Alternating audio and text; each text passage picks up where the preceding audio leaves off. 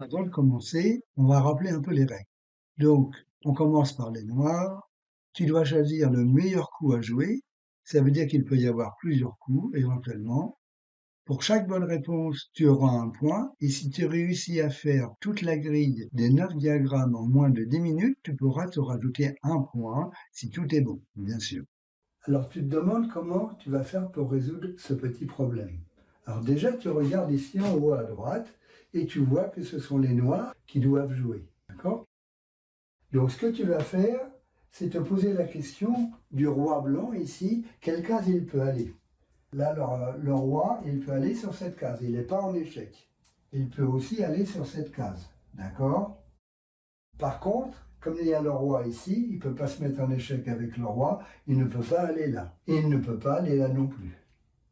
Donc, si tu cherches à faire échec et mat, ben, il faut que ces deux cases deviennent rouges, ici, et il faut faire échec. Alors, le roi ne peut pas faire échec, donc forcément, c'est la tour qui va bouger. Où est-ce que tu vas mettre la tour? Eh bien, tu vas la prendre ici, et tu vas la mettre là. Ça fait échec, donc ici, ça devient rouge. On va mettre de rouge, ici, et voilà, tu as résolu ton problème d'échec et mat. Tu es prêt? Alors, on va commencer.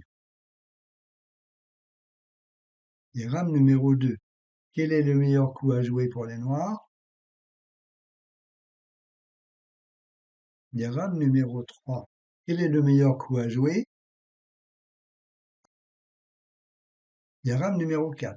Quel est le meilleur coup à jouer?